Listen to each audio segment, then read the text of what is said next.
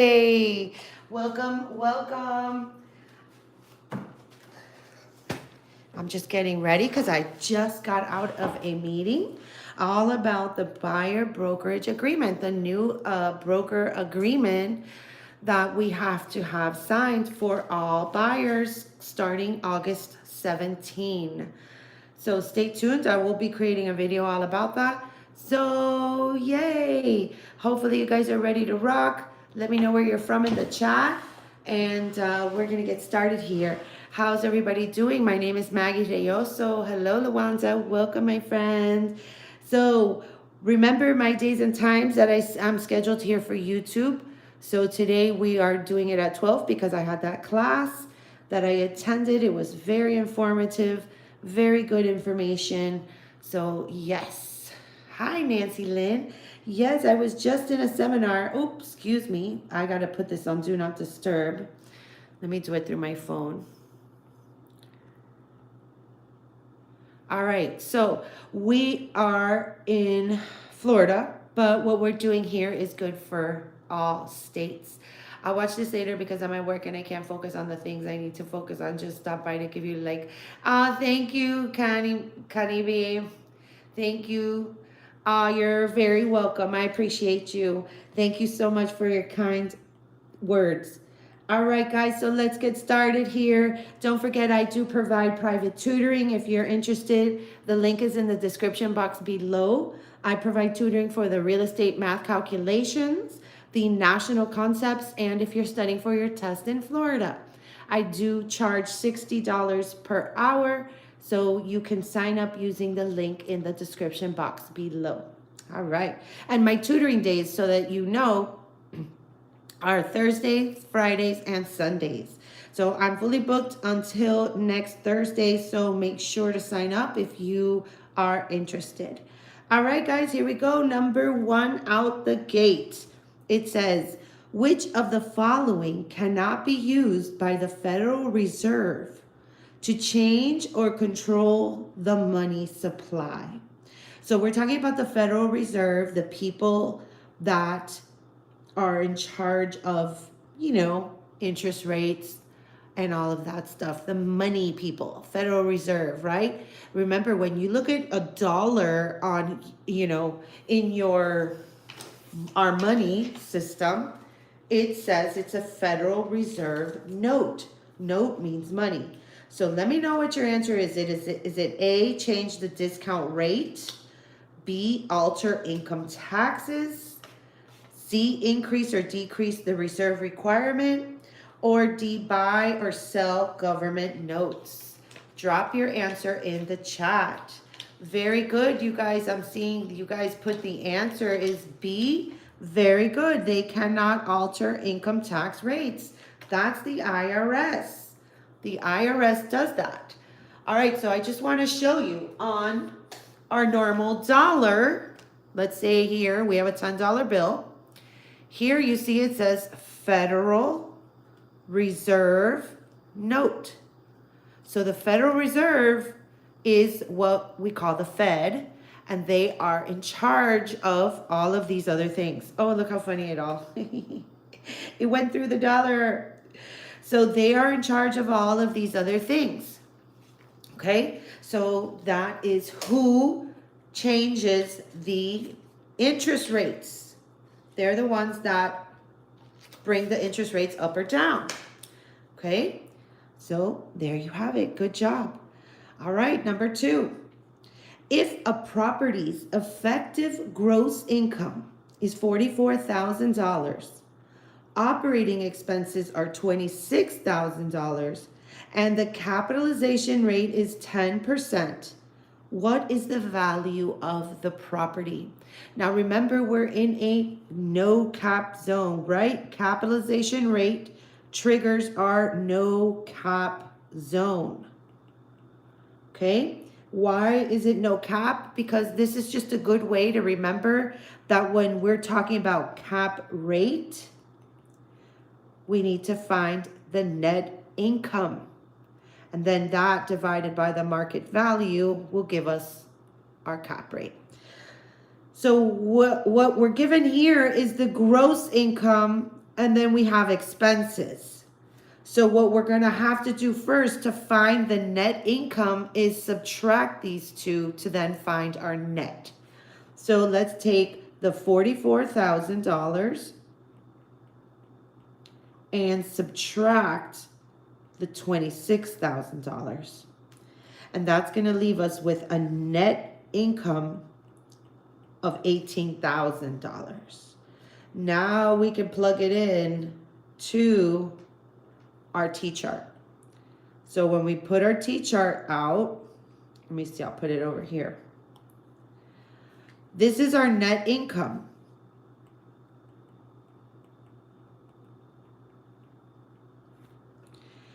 We know the cap rate is 10%, so we're going to put 10% here, convert that to a decimal, so 10 over 100 is 0.1. So they want to know what is the value of the property. This is what we're looking for. So that net income is going to go here in the parts section. And now we just divide. So 18,000 divided by 0.1 is going to leave us with a market value of $180,000. So the answer here is C. Awesome. Very good. All right. So what keywords do we look for when we're going to use this formula? The keyword is cap rate or capitalization rate. So as soon as you see capitalization rate, you're to think no cap, no cap, no cap, because we're looking for the net income. Okay. In some of the questions, they may already give you the net income. Some questions like this one will make you solve for the net income. So it's an extra step. So that's why I tell you no cap zone when we see capitalization rate. All right. So that is the good way to remember that, because that may be on your exam. So, all right. Hopefully that helps. And these are just little tricks and little things that you should remember when you're taking your exam. All right, number 3. If a lender charges 4 points on a loan with an interest rate of 11%, what would be the approximate yield to the lender?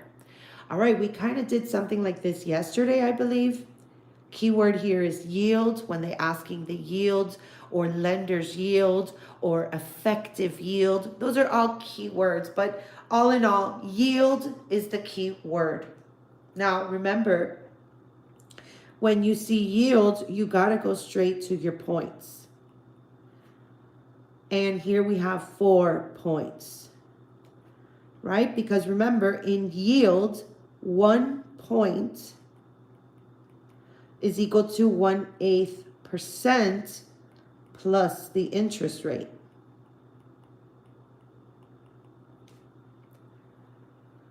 So if we have 4 points, that's going to equal 4 over 8% plus our interest rate.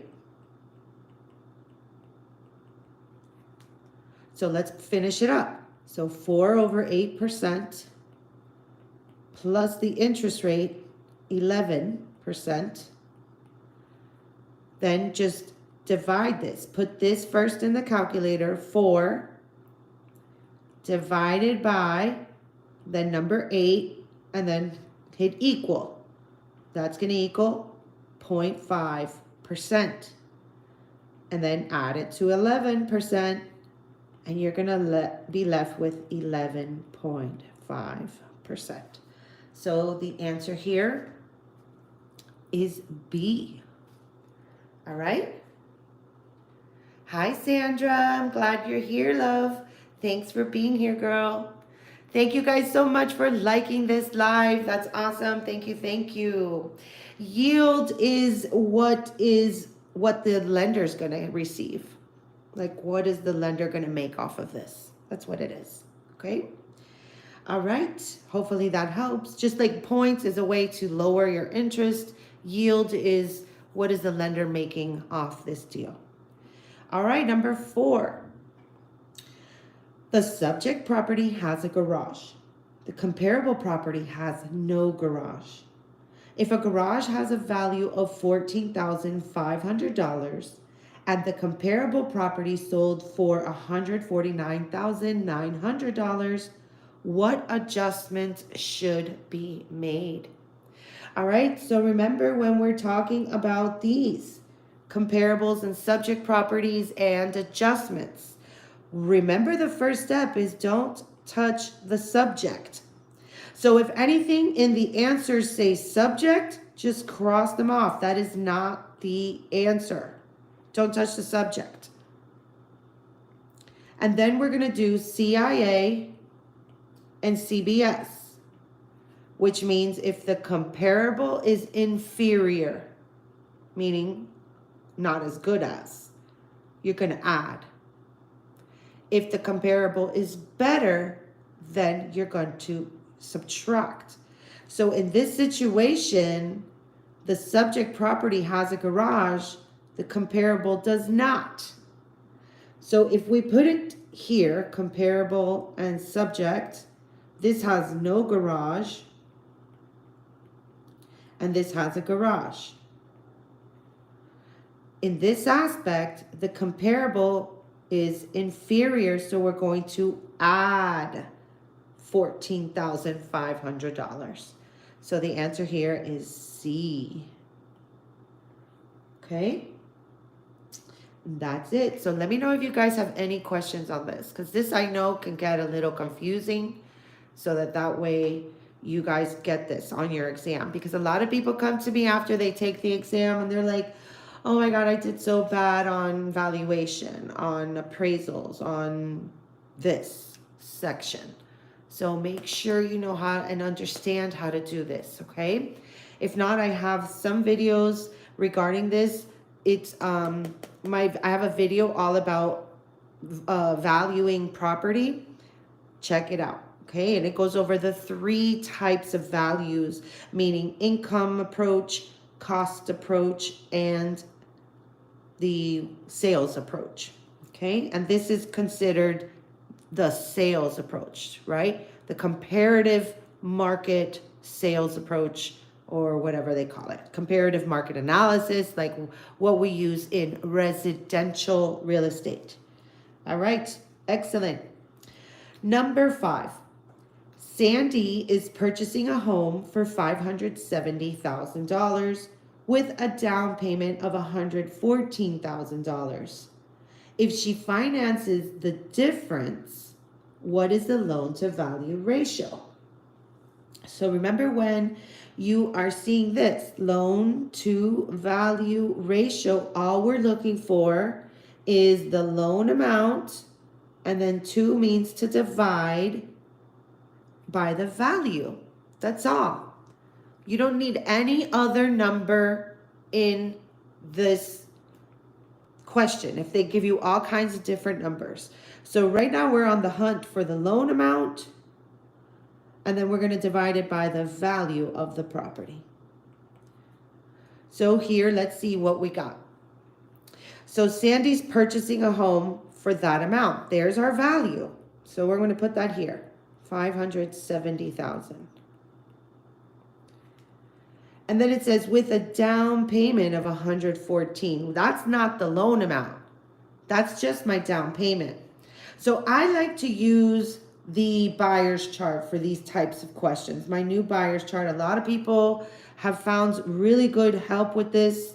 Now remember, this chart is going to help you understand that the down payment plus the loan amount is going to give you your sales amount.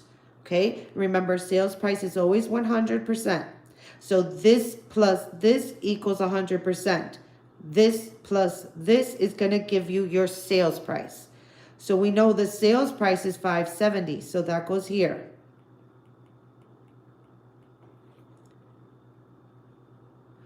We have a down payment of $114,000. So we got to find this amount, the loan amount, to then get this. This is our answer here. This is what they're asking for, the loan to value ratio. So I'm going to subtract these, right? Because if this plus this equals this, I subtract these and I'm going to get my loan amount. So 570 minus the 114 is going to equal $456,000. So now that is my loan amount. I can put that right here, 456,000. So now that we have that, all I have to do now is just divide these two. So now I'm going to put this 456 here and just divide them, just like we did here. And that's going to give me this amount, the loan to value. Okay, so when we divide that, that's going to equal 0.8.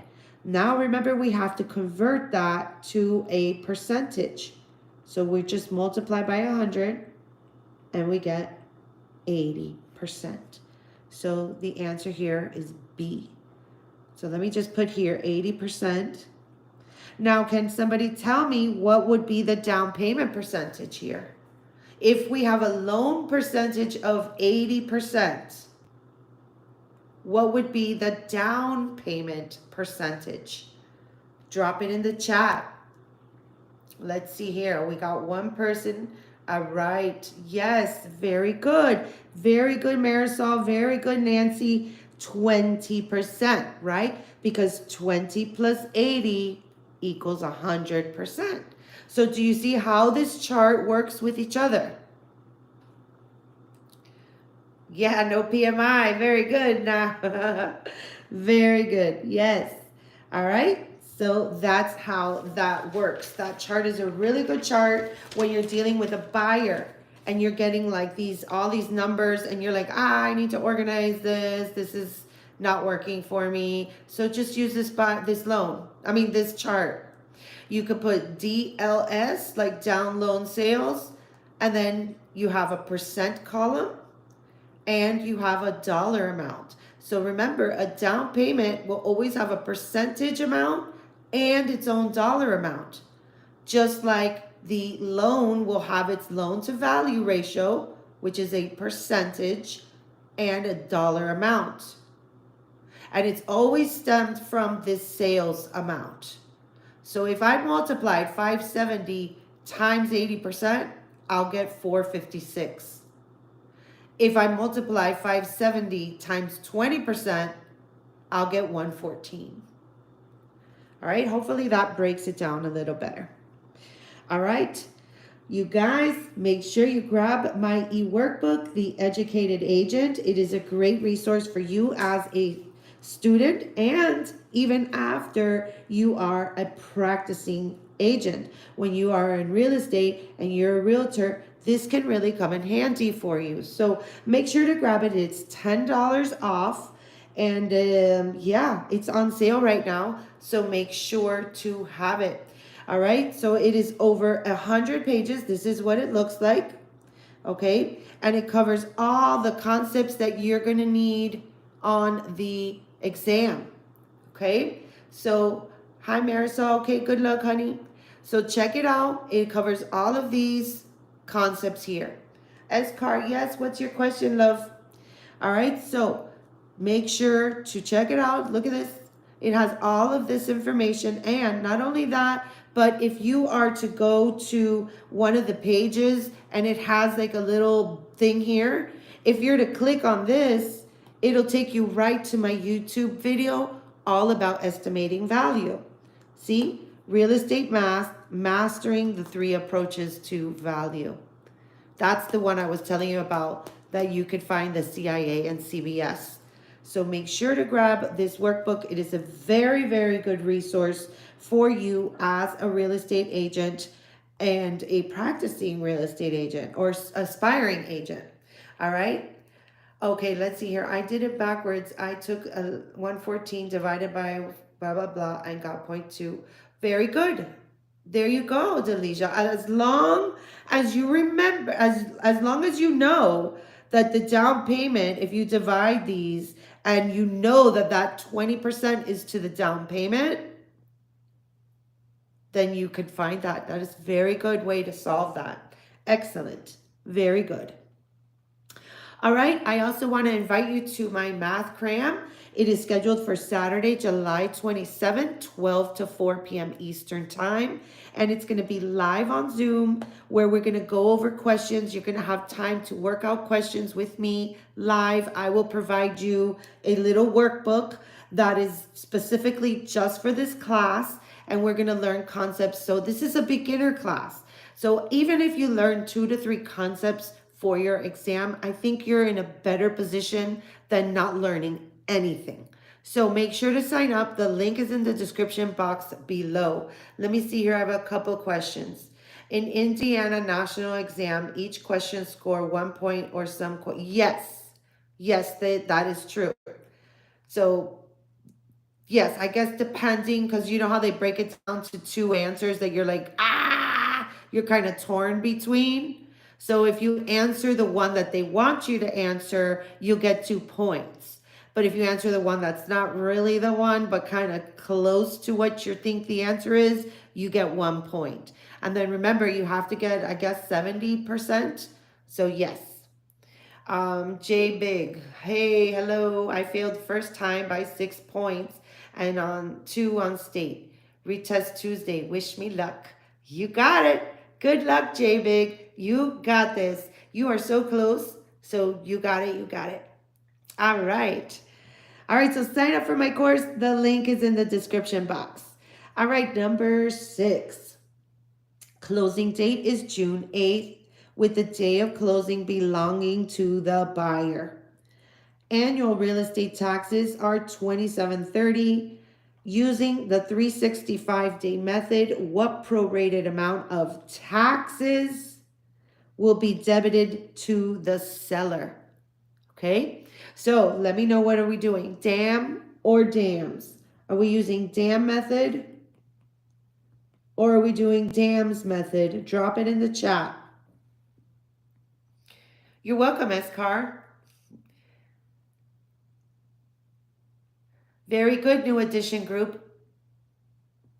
All right, yes, you guys, very good. We're going to use the DAM method, not the DAMS method, because we're doing annual tax. Tax has 3 letters, just like DAM. DAM is just our 3-step process to solving proration questions. So the first step is to divide. So we're going to divide. And what are we dividing? We're going to get the money. So 200, 730.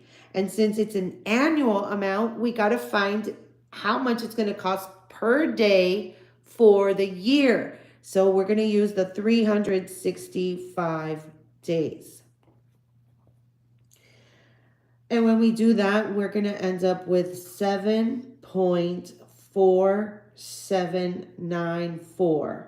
And I just leave whatever the calculator gives me. So remember here, you can leave it to 4 to 5 decimal places. Okay? Do not round in this step. Now the second step is add. And what are we adding? We're just adding the amount of days the seller owns the property. So we're going to start from January 1 and go all the way to, if closing day is June 8, but the closing day belongs to the buyer, we're only going until June 7. So we have to count January days, February, March, April, May, and June. And since we're using the 365 days, we use our knuckles to find out how many days each month has. So January has 31 days, February has 28, March 31, April has 30, May has 31, and then June is only 7 days. And then we add that up and we get a total of 158 days. And now the third step is to multiply. So we just multiply step 1 times step 2. The hard part's over. So we're just going to take 7.479452 times 158. And that's going to leave us with 1181.753. And since this is not 5 or greater, we're just going to leave it at 1181.75. It does not round up. So if you said B, you are correct. Very good. Excellent work today, guys. Good job. Love it. All right, let me know if you have questions. Remember, if it is a rent proration or monthly proration, we use DAMs.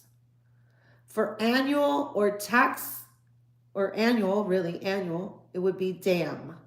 Okay? And remember, since this is calculating the seller days, we have to deduct this amount from the seller. So that's why we debit the seller. Deduct is debit. Okay? So we're deducting.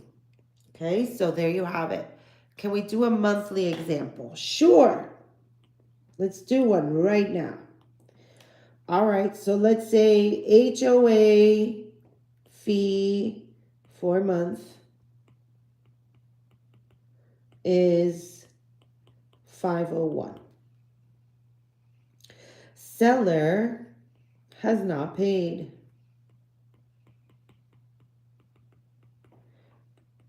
Day of closing is scheduled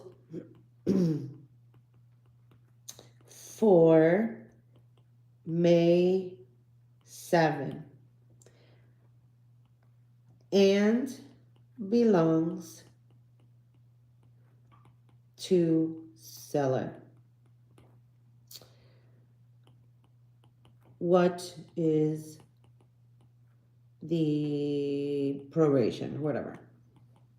Okay? So for this one, since the seller has not paid, we're going to use the DAMS method because it's a monthly fee. It's kind of like rent. Rent has 4 letters, and then DAMS has 4 letters. Oh, you're a Taurus DTV? Me too. So let's figure it out. So D is divide.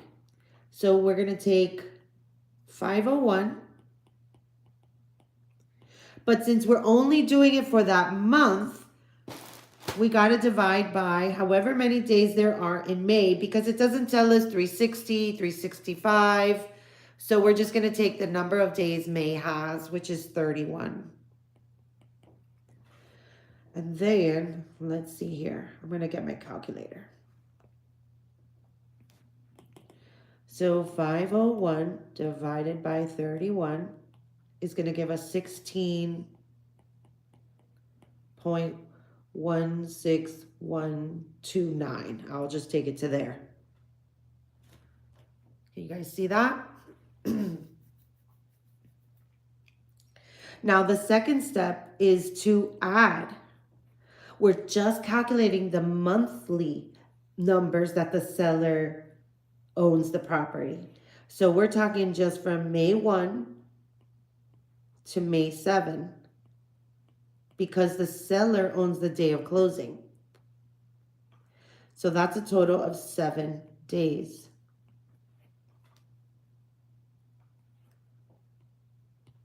Third step, multiply.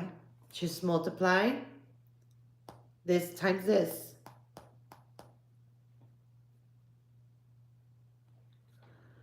So we're going to take 16.16129 times 7 days. Why isn't the 30-day, 360-day used, Oscar? Because it doesn't say. You have to also remember, like maybe in your state, they might require you to just use the 360-day calendar. In Florida, we are told if it is not explicitly stated, you are to default to the 365-day rule. Some states say, hey, it's always 360. So you got to know that. I don't know that for your state because I'm only licensed in Florida.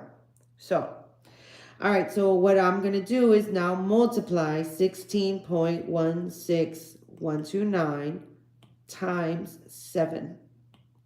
And that's going to give me 113.129.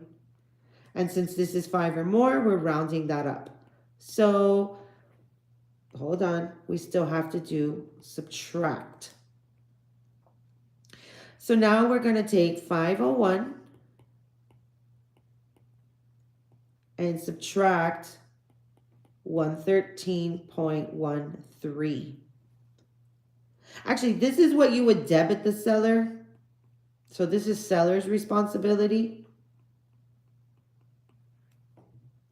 Okay. And then here we would subtract. So 501 minus 113.13. And we would be left with 387.87. And then this is the buyer's responsibility. So according to whatever the answers are, you have to know, okay, so it's usually like rent, and then they pay this amount of rent, and then this is where you're going to have to credit the buyer. That's what you have to do. But for this would be the buyer charged, and this is what the seller's charged. Okay? Yeah, Dee, I'm glad you like that. So there you have it. Okay? Super easy. All right, number 7. A broker can legally show homes based upon which requests? A, Caucasian neighborhood. B, African American neighborhood. C, Hispanic community. Or D, retirement community. This one's easy. You should know how to do this one. This one should be a no-brainer. Hopefully you guys know the answer. Drop it in the chat. Oh, I like you put the little Taurus symbol. Yeah, look, I have a Taurus tattoo here. See? Anyway, very good, you guys. Yes, the answer here is D, retirement community. Remember, you cannot... What happened here? What is going on? Oh, that was a weird little thing that happened here.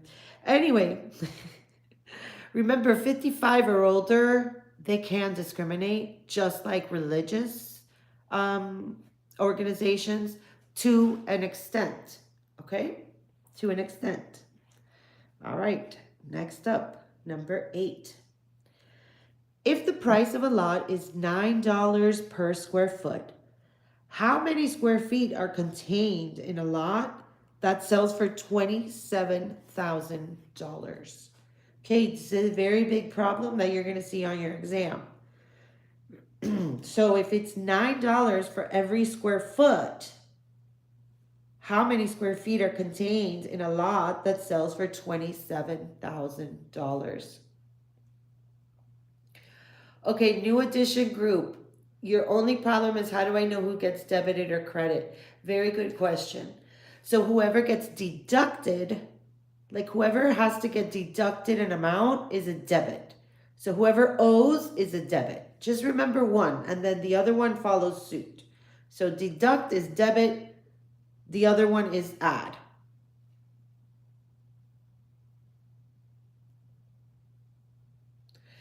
In Long Beach, California, we have a midget town. I wonder how that would work in real estate. Oh, are they allowed to be? I would say small people or little people. I don't know. That's interesting. Are they only, is it only little people in there? All right, so let's see this one. So if we have, remember, price, let's say this is price per square foot. That's really all we need. Okay, and then that's going to equal this $9. So really what you're doing is you're going to put this 27,000 here, and just divide it by 9. And that's going to equal 3,000 square feet. Because if I was to divide, like for example, I kind of did this like a little jumped a step, okay? So really what it's doing is saying, and this is the algebra behind it, okay? So if you're an algebra person, maybe you'll understand. So here we're trying to find the square footage because these are all square feet because they want to know how many square feet are contained. So this is our unknown. And it's going to equal $9 per square foot. So when you go to solve this algebraically, you're going to multiply these two. So that would be 9x equals $27,000. And then how do you solve this? Well, you're going to just divide by 9 to both sides. And there you have it. See, it's the same thing I did here.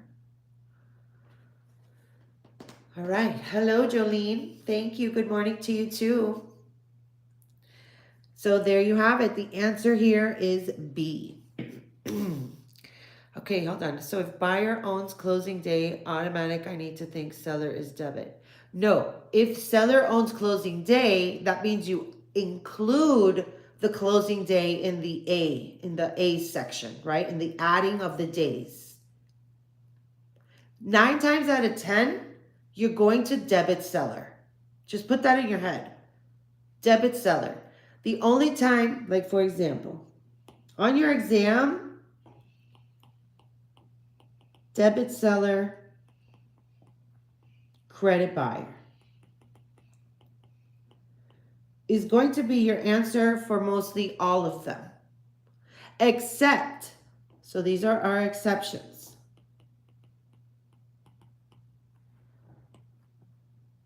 Purchase price.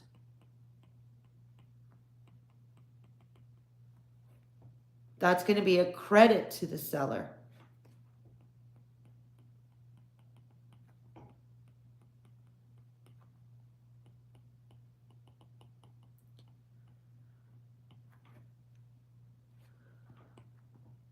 Seller prepays. Let's say the seller prepaid taxes for the whole year. Then you got a credit seller and debit buyer. That's it. Okay, so this is going to be your answer 9 times out of 10. These are the exceptions where you're going to be crediting seller and debiting buyer. Because if you prepaid, let's say for example, you have a month, right? Let's say this is a month. And you as the seller have paid the whole month of your HOA. And you're only living in the property this many days. That's not fair to the seller for all of these days to have to pay. So now, since he's paid the whole month, you have to credit back the seller this many days. That's basically what it is. Okay? Does that make sense? So this here would be a credit to the seller for that amount.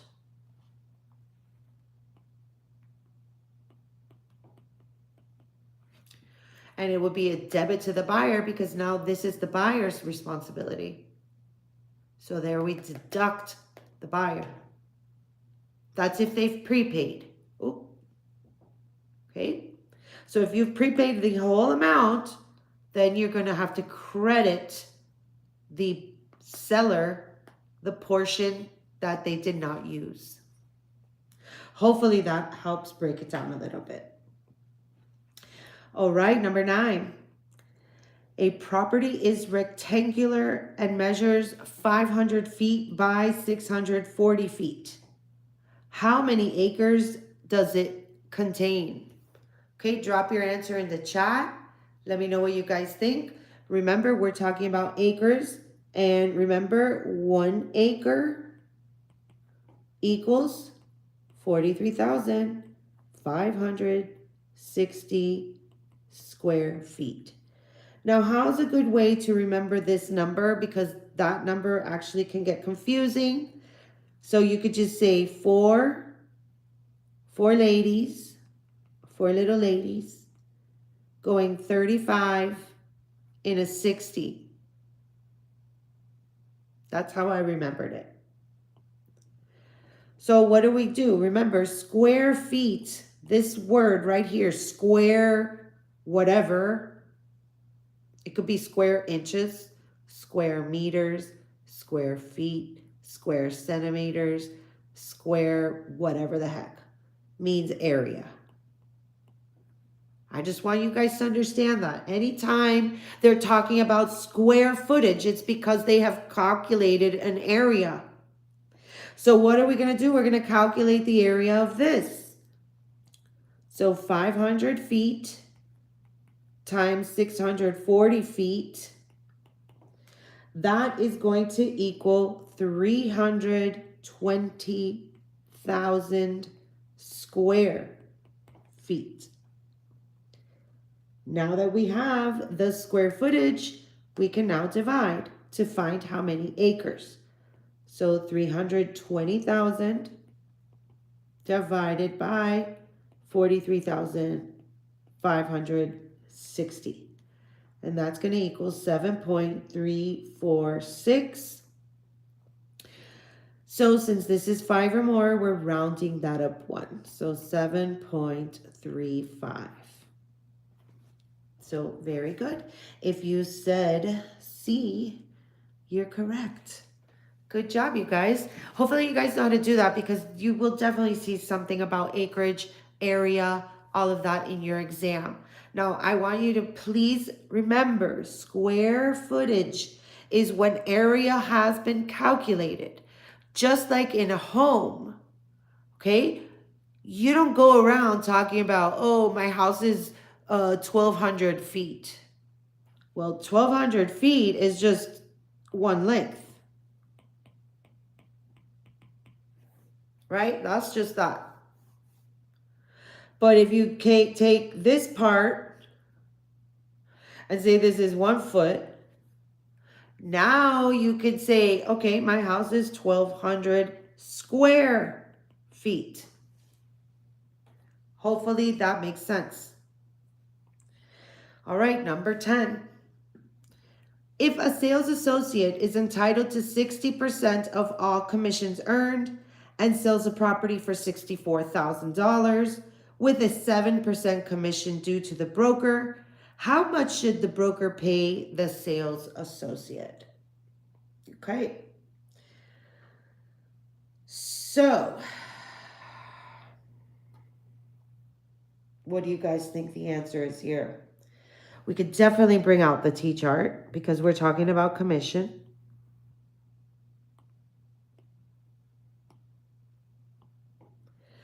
So when we're starting with commission here, if we're saying how much should the broker pay the sales associate, well, we have to find out what is the sales price, and it's right here.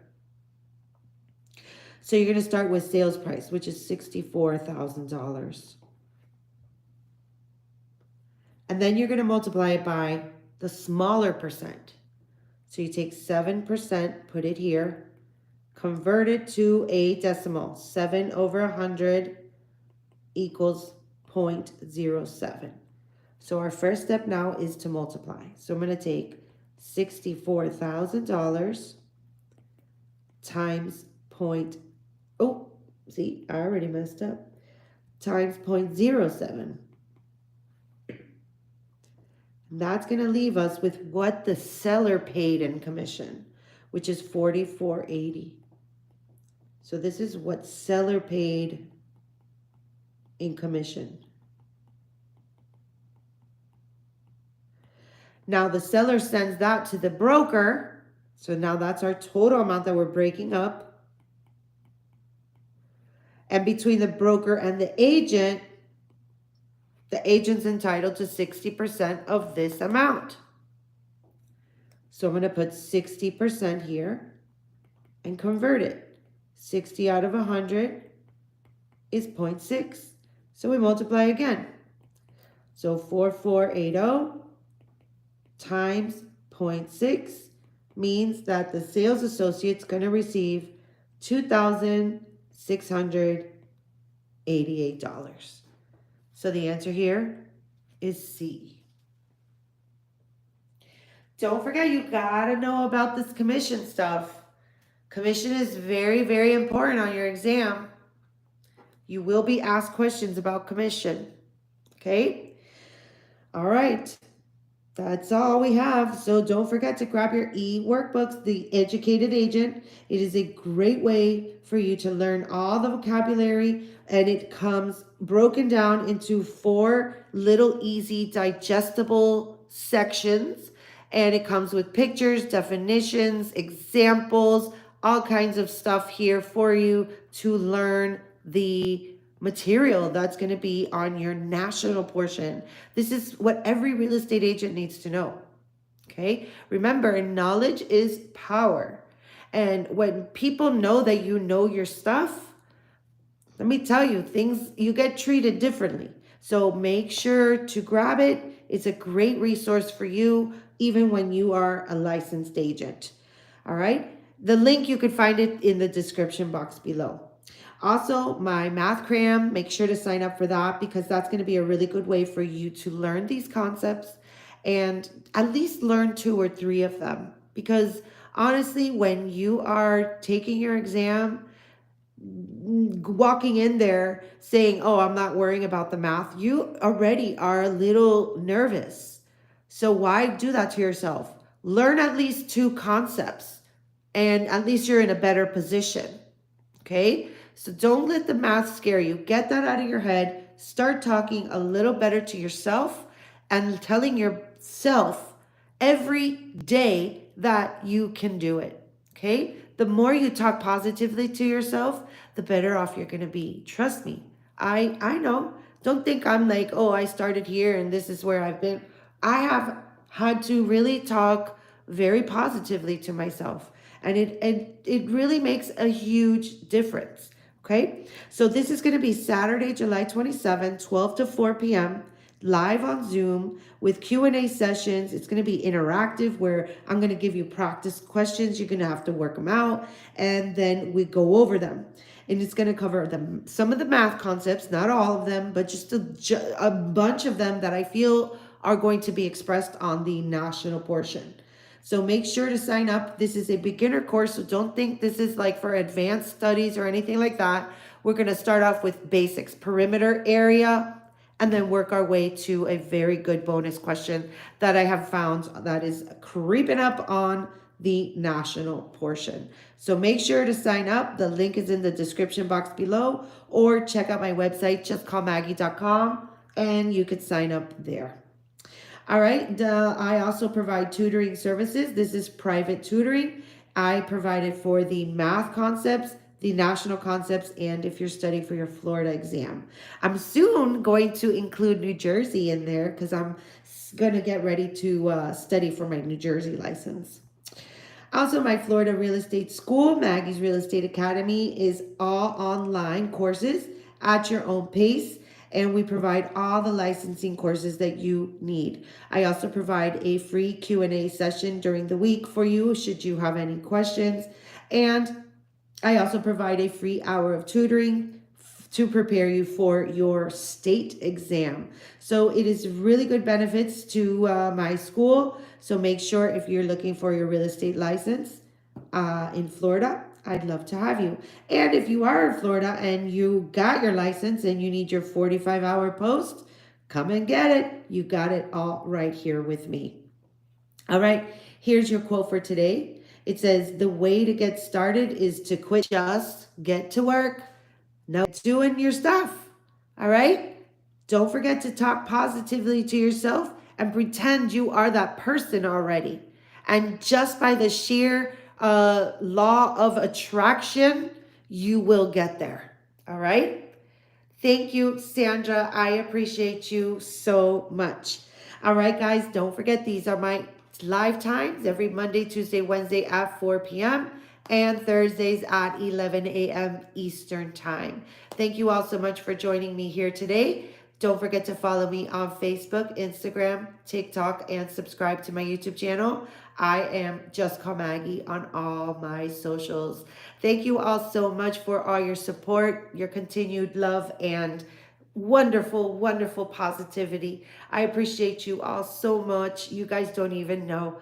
Uh, Thank you all. I will see you guys on Monday, right back here live on YouTube. So, have a wonderful weekend and stay safe. And see you guys Monday.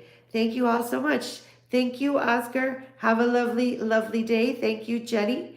Thank you, New Edition. You guys are awesome. Don't forget to start thinking positive and talk positively to yourself. It might sound cuckoo at first, but trust me, it totally works. Like when I start talking down about myself, like I'm like, oh my God, this sucks. I'm horrible. I'm like, I'm not ready for this. Guess what? That's exactly why I wasn't passing my broker exam. I told you I took my broker exam 5 times. Okay. And it was because I felt like I did not deserve the broker license. But when I started talking positively to myself and saying, you could do this, you deserve this, you worked your ass off, you are smart, you are good, you are ready to do this. Guess what? I passed. Okay. So do that. And trust me, you will get there. Okay. I love you all so much. Have a lovely day, and we'll see you on Monday. Adios.